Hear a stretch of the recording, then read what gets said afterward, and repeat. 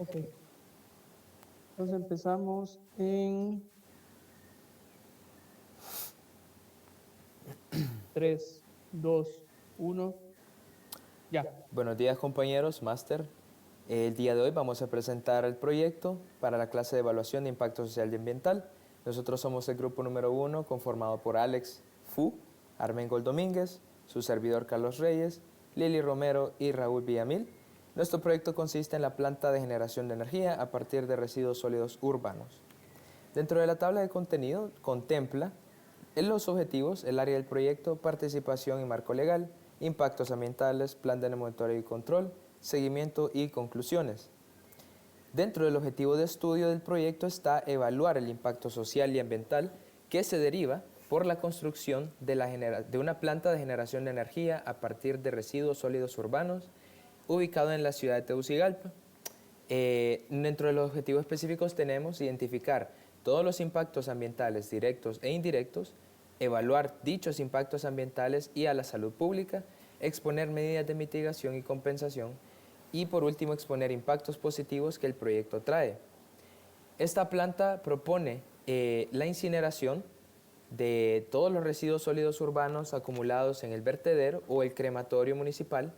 Este proyecto ayuda a contribuir a la generación de energía gracias a el calentamiento de agua y la producción de vapor.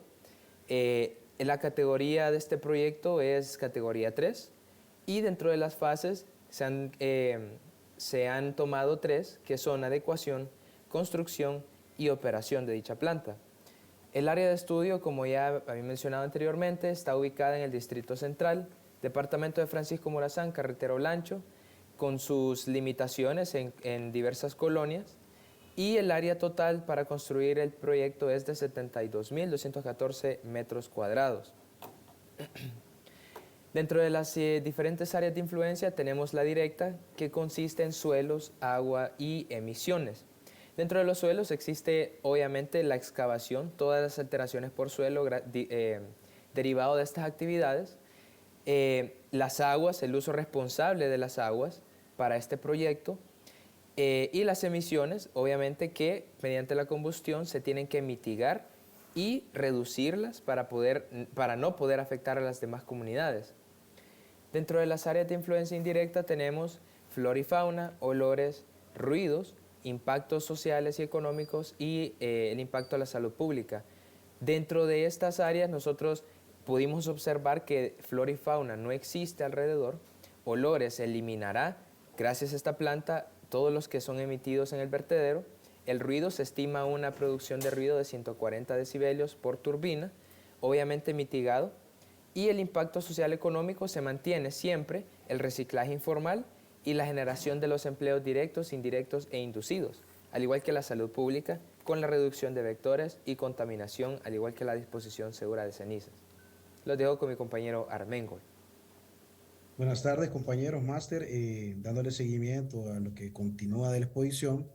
Dentro de las partes importantes de lo que es el proyecto, nosotros tenemos que identificar la participación social. Creamos esta matriz donde nosotros separamos lo que es la etapa de la evaluación de impacto ambiental y social en diferentes clasificaciones, y también en la parte horizontal podemos observar los involucrados interesados, la participación, la gestión de conflictos, la herramienta de verificación, el personal clave y los responsables directos de cada etapa y de cómo estos se interrelacionan entre sí. Para poder observar, y les voy a explicar un poco lo que es la etapa de identificación de los factores. En la parte de los involucrados se identificaron los stakeholders necesarios que interactúan entre cada uno de los propósitos del proyecto, la participación de ellos, que en este caso son talleres comunitarios para esta etapa. La gestión de conflictos la vamos a realizar mediante mesas de diálogo, mediante herramientas de verificación que van a ser tomadas la lista de asistencia, fotos e informes. El personal clave identificado en esta etapa es el líder comunitario, porque es el que mueve las masas, el que va a estar presente y llevando la información directa a toda la comunidad. Y el responsable de llevar esta etapa es el departamento ambiental de la empresa, a partir del operador o gestor ambiental de la planta. Importante también mencionar que nosotros nos tenemos que apegar a la normativa nacional, al marco legal. Entonces creamos esta matriz donde nosotros evaluamos el instrumento, los aspectos relevantes y la relación con el proyecto. Vamos a observar aquí lo que es la Ley General del Ambiente, el reglamento de CINEIA, la Ley de Residuos Sólidos, y todos estos interactúan. Está, por ejemplo, en la Ley General del Ambiente se establece el principio de gestión ambiental y las obligaciones, que son como los requisitos a seguir para que nosotros podamos adquirir lo que es cualquier licenciamiento ambiental. Lo voy a dejar en la Bueno, siguiente etapa con mi compañero Raúl Bien. compañeros, buenas tardes, máster. Bueno, después de hacer una labor de identificación de los factores de impactos, se generó una matriz para valorarlos, tanto cuantitativamente como cualitativamente. Como grupo hemos decidido hacerlo en una matriz del tipo CONASA, CONESA, RIA, y se han establecido en las diferentes fases del proyecto. Por ejemplo, ustedes en pantalla la primera, que es el acondicionamiento. En ella se muestran los aspectos ambientales, los impactos sociales que generan esos aspectos, y se le brinda una valoración de acuerdo al criterio de los técnicos y expertos que participamos en la realización de ella, y para lograr una valoración del impacto y, y un tipo digamos, de influencia en el proyecto. Luego, en la fase de construcción igual, se hace la valoración de los aspectos ambientales, se identifican los impactos, que estos impactos después se generan entonces a partir de ellos las medidas, tanto de prevención, mitigación y compensación para cada uno de ellos. Como pueden ver, los mayores impactos, o digamos los más significativos, se presentan en algunas etapas de construcción, y posiblemente los vamos a ver en la etapa de operación. Por ejemplo, tenemos que tener en cuenta que el proyecto, el fin principal del proyecto es la mitigación de un escenario que ya está ahí en el botadero. Entonces, el principal fin del proyecto, que es la generación de energía a partir de residuos sólidos, nos genera un impacto positivo, y el manejo correcto de esos residuos. Entonces, para cada uno de esos impactos vamos a generar el plan de gestión ambiental, que se lo va a explicar mi compañero Alex a continuación. Bien, buenas tardes, compañeras, máster, compañeros. Bueno, ahora vamos a continuar con el plan de gestión ambiental y social y pues sus respectivos programas, los cuales pues incluyen objetivos, justificación técnica y ambiental. En cada uno de estos programas también detallamos acciones previstas a ejecutar en conjunto con costos y responsabilidades de cada una de estas medidas. Hemos estructurado nuestro plan en 3 programas. En primer lugar, programa de prevención, que contemplan las acciones anticipadas para evitar que ocurran impactos negativos. Tenemos el programa de mitigación y corrección, que incluye las medidas que se deben tomar si los impactos no pudieron ser evitados o si ya se produjeron. Estas acciones buscan reducir la magnitud o reparar los daños. Y el programa de compensación, que está enfocado en restituir o equilibrar los daños que no pudieron ser mitigados, esto sea con medidas de restauración o compensación ambiental y social. En la etapa de acondicionamiento, el plan establece medidas de prevención como ser aspersión de agua, encapsulamiento de zonas contaminadas y planificación de ingresos escalonado de residuos.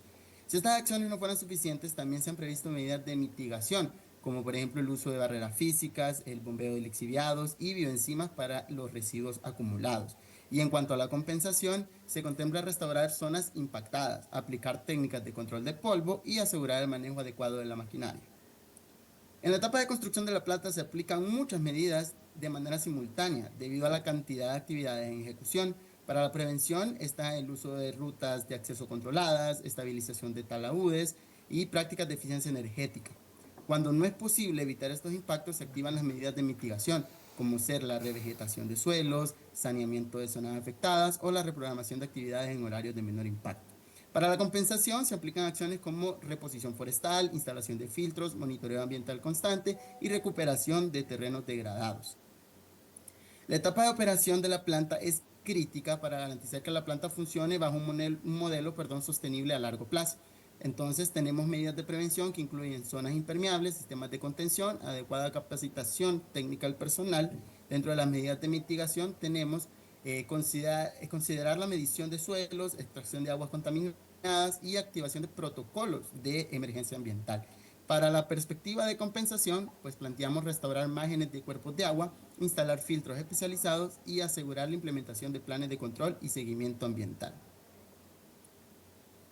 Bien, dentro de este plan nosotros tenemos que tener un establecimiento de quién va a ser el responsable de cada una de estas medidas. Entonces esto lo condensamos en una matriz y en esta matriz pues nosotros podemos ver cuál es el rol de cada uno de estos responsables. Dentro de los responsables que más se destacan tenemos el regente ambiental dentro de la empresa contratista, que es la persona que lidera todas las acciones de campo, tanto preventivas como correctivas. Y también podemos observar por acá, por ejemplo, el Departamento Ambiental del UMAPS, el cual va a apoyar en la supervisión de que se estén cumpliendo las medidas ambientales sobre el recurso agua.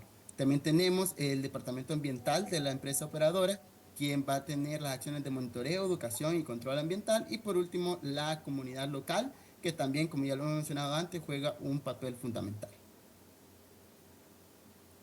Bueno, siguiendo con nuestro trabajo, nuestra parte del proyecto, venimos a realizar lo que es el plan de monitoreo y control. Es necesario tener evaluado todos los planes anteriores para poder desarrollar eh, una matriz que nosotros ya llamamos como plan de control y seguimiento y prevención. No sé si me ayuda mi compañero a darle siguiente. Ok, muchas gracias. El plan de control y seguimiento y prevención, nosotros desarrollamos esta matriz. Esta matriz surge de haber evaluado y recapitulado todos los planes anteriores. Por ejemplo, aquí se integra lo que es la matriz EISA, la matriz vista anteriormente, para poder dar una toma de medidas. Y esta toma de medidas vienen a lo que sea las medidas de prevención. La siguiente medida que tenemos visualizada es la medida de atenuación. Y la siguiente medida que tenemos dentro de la matriz, continuando con nuestra exposición, es la medida de compensatoria. Entonces, una vez nosotros identificado todos los aspectos, identificado todo lo que sale de la matriz EISA, venimos y retomamos, incorporamos la matriz del plan de seguimiento ambiental y tomamos lo que son las medidas. Y a esto nosotros le damos parámetros, le damos un punto de monitoreo, la frecuencia que va a surgir y también al final, como lo vemos relacionado, eh, ya tenemos identificado lo que son los responsables de darle seguimiento a cada una de estas etapas. Por ejemplo, aquí podemos observar un ejemplo extraído de la matriz anterior, en donde se desarrollan cada una de las partes que se les mencionó, que son necesarias para el correcto desarrollo y monitoreo del éxito de este proyecto.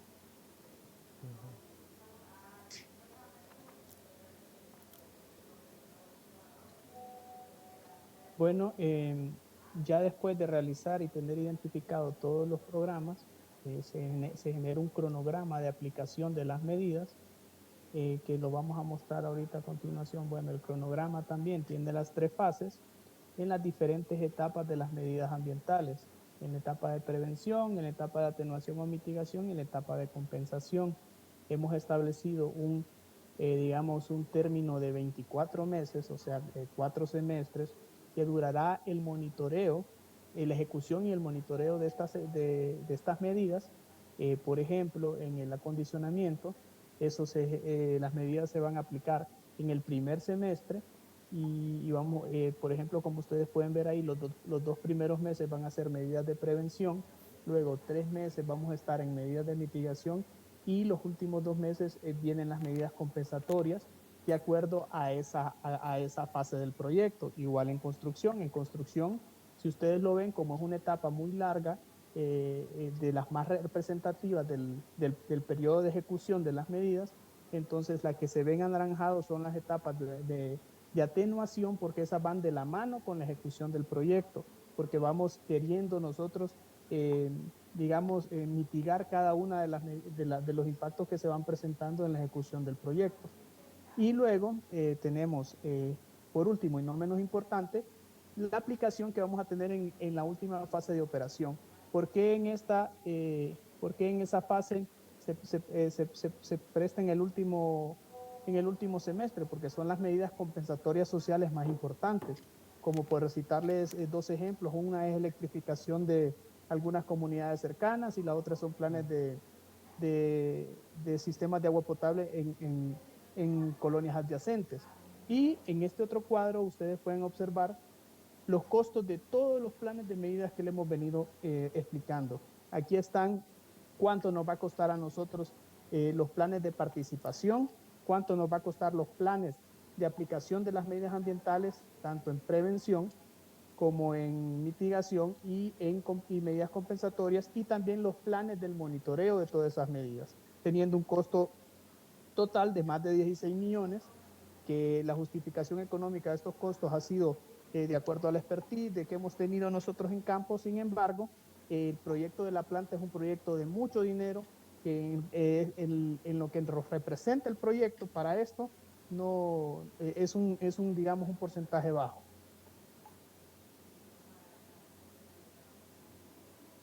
Y como última parte en el plan de gestión ambiental tenemos lo que es el plan de contingencia, que es para identificar cuáles son los riesgos que podemos tener y qué plan podemos ejecutar en el caso de que ocurra, cuál es el plan preventivo y el plan correctivo. El plan de contingencia, su primera fase es la evaluación de los riesgos, los cuales los sacamos de los impactos identificados previamente y se categorizan entre riesgos naturales y riesgos no naturales. En los riesgos naturales tenemos la sequía o escasez de agua, y en los no naturales, por ejemplo, tenemos el desplazamiento de tierra o erosión por la parte constructiva que vamos a estar haciendo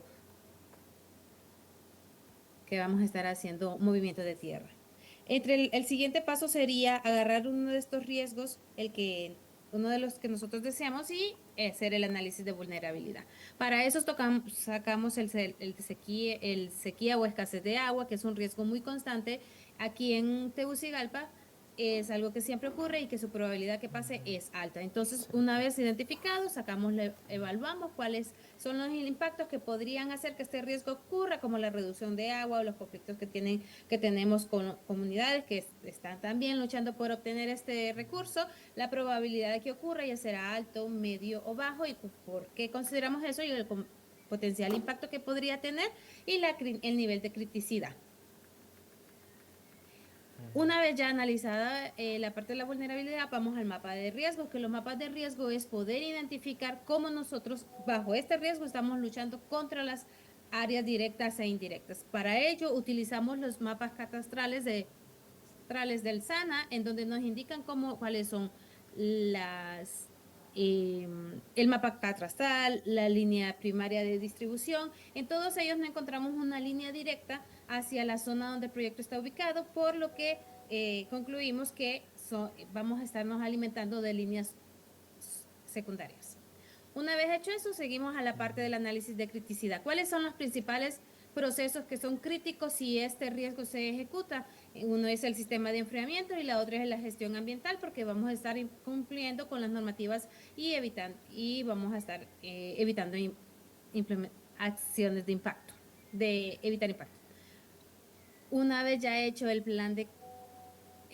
continuamos con el plan de contingencia. Con el plan de contingencia tenemos ya qué es lo que vamos a hacer de manera preventiva y correctiva. Preventivamente, por ejemplo, en el momento de la construcción, implementar un sistema de enfriamiento seco o híbrido desde su fase constructiva. ¿Para qué? Disminución de uso de agua y también disminución de dependencia. Otra preventiva podría ser crear pozos para que podamos o crear sistemas de recolección de aguas lluvias.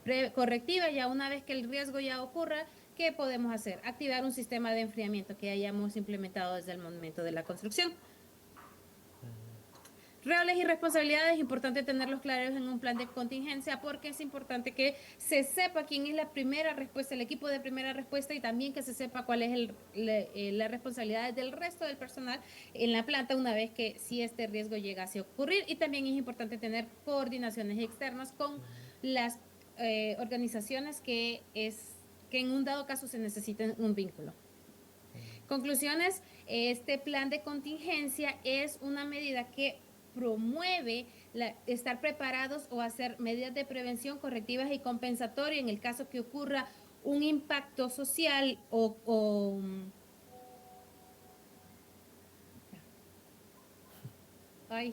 social, ambiental y social.